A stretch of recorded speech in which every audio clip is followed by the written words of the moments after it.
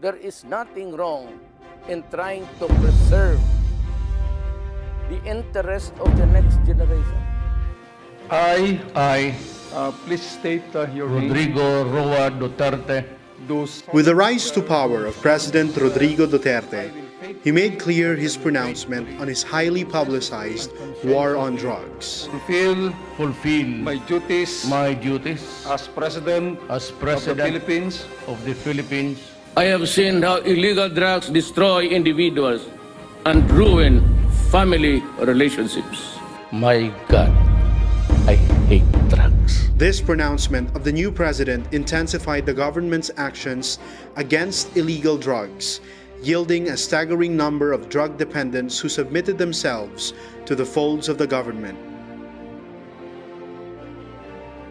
In Tagum City alone, a total of 4,481 drug dependents have surrendered last July, an overwhelming success in the war against drugs on a citywide level. This could be Mindanao's biggest haul against illegal drugs to date. Nationwide, local government officials are in scramble to answer overwhelming questions. How will the government address the rehabilitation and reformation of these individuals? Will it have the enough resources to extend a helping hand to drug dependents? While the national government is active in its crackdown against illegal drugs, the city government of Tagum, through the City Anti-Drug Abuse Council, under the leadership of Mayor Alan Relion, has implemented a proactive program aimed at fully rehabilitating the persons influenced by drugs. Mid-2016, the local government introduced its very own S.T.A.N.D program, or Seryosong Tagumeños Ayaw ng Droga.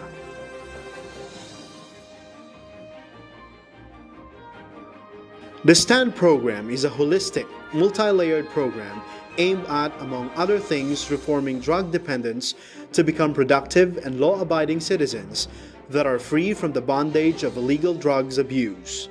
Designed to be a mass-based rehab approach, the S.T.A.N.D program's many layers pool resources from the local government, the barangay government, police force, the private sector, the religious sector, and the community in general, all working on a vision to reform lives damaged by drug abuse.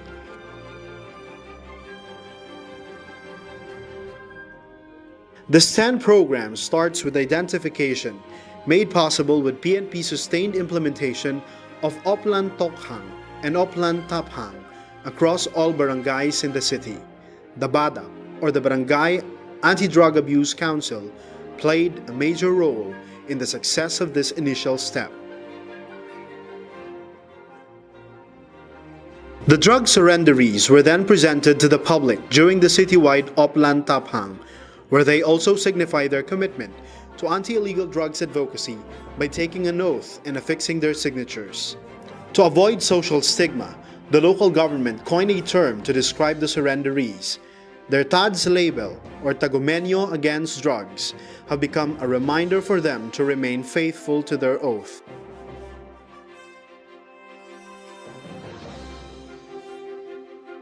The third step is profiling, where individual TADs will submit their profiles to both the PNP and the CADAC. This includes sensitive details about their sources of illegal drugs, affiliations, and modus operandi, among other things. Because of the sensitive information gathered through this profiling, all records are kept confidential by CADAC and the PNP. The soul of the S.T.A.N.D program lies in its informal intervention programs aimed at reviving the moral, spiritual, mental, and physical aspect of every TADS. What is values? Louder. What is values? Foremost of these programs is the Values Enhancement Seminar, conducted for free by a team of experts to all TADs in alternating schedules in every barangay.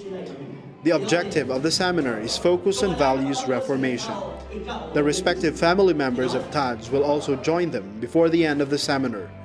This is important since they are the best persons to monitor the TADs in their path to full recovery. The only counterpart of TADs are their meals and refreshments and their willingness to undergo in the said program. Although there are some mga participants na naay mga trabaho, napaiuban mga tricycle driver, naiuban mga naitrabaho sa opisina pero giabsinan na gyud ninyo no nga para mo tambong ni aning atuang values enhancement seminar.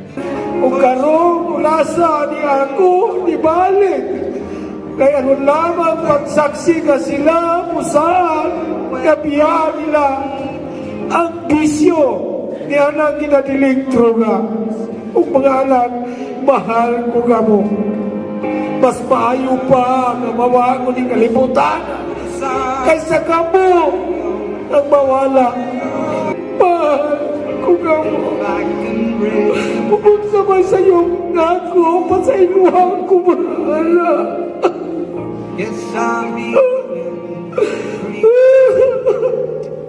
Ayaw kalimot iangan nato sa langit, Panginoon kita sa Ginoo. Kaunta, dili, taniya pasanggan, kay maula na'y atong mungtong nagpanan. Wala na'y lain sa pangalawas nato ng kalibutan na kung dili ang Diyos lamang. Unta, ang atong pag-surrender, tinudanay. Atok na nag-ibalayo ang pagbago.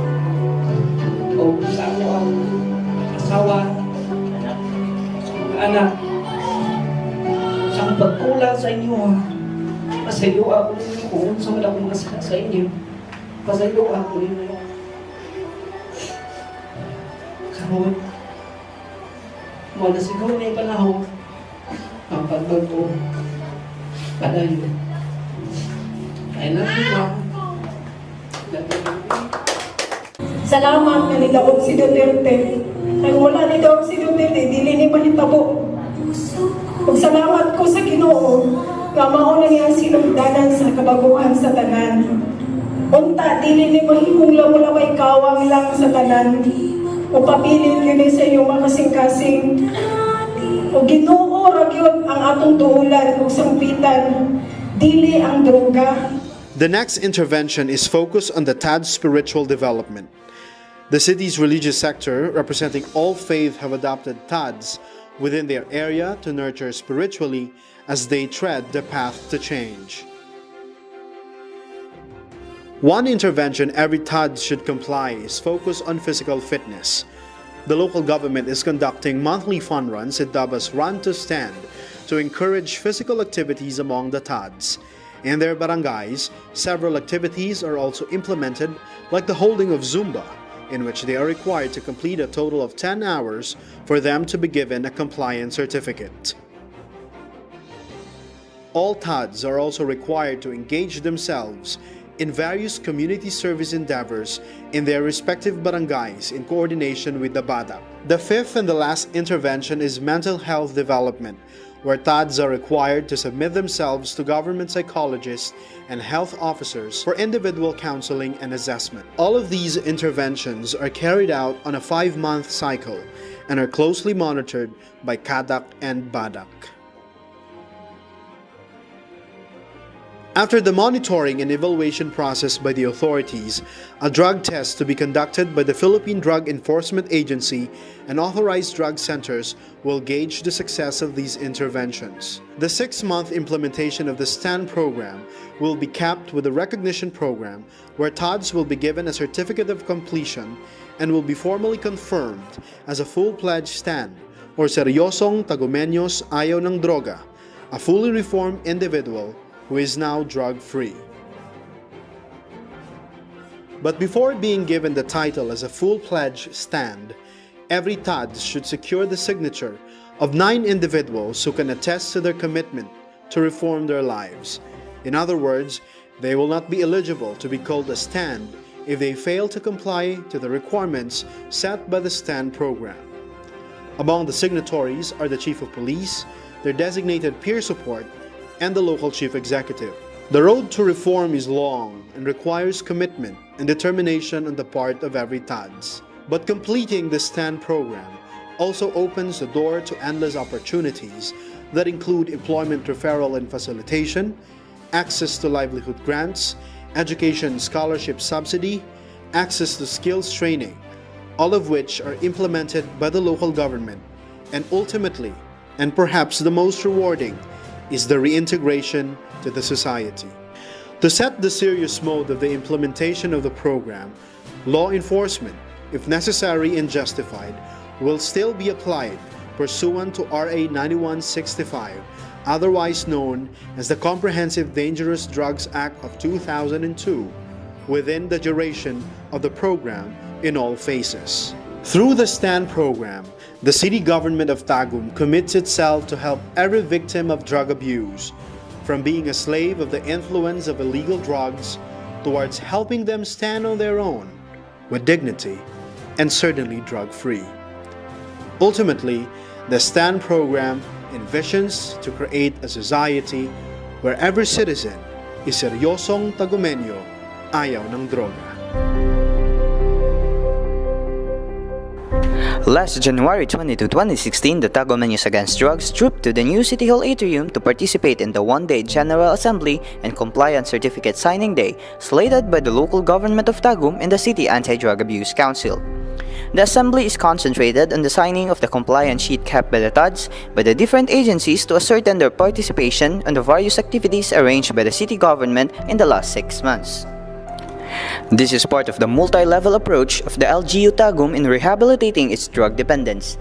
There was also a surprise drug test conducted during the event to determine the total withdrawal of the TADs from drug use.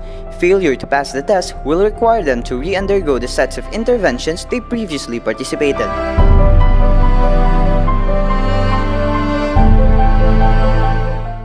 Kini nga assessment makita nato kung sila bagyod nga tinud-anay nga nagbag-o, and through these mga interventions nga atong gihatag nga sponsored by the city government. And lastly, natay kaning assessment sa atong Philippine National Police, isit nga sila wala na gyud sila nag-apil-apil sa drug trade, and the last station is aton drug test kung wala na bagyod sila nag-take.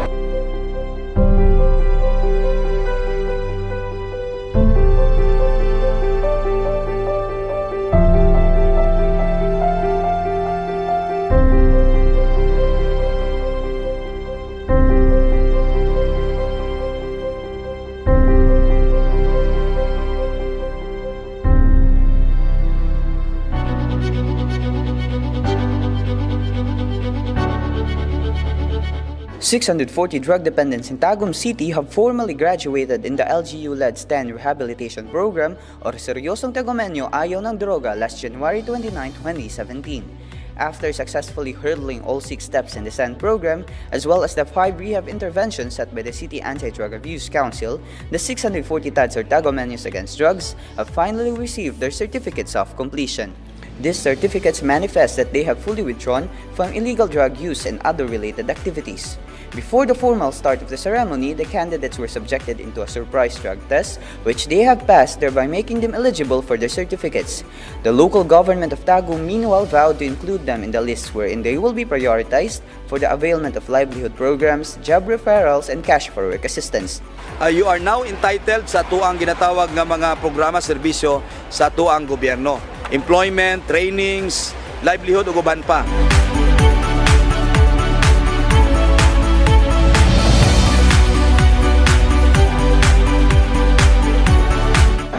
Kamo magpatalunan, kamo mangundang na mo.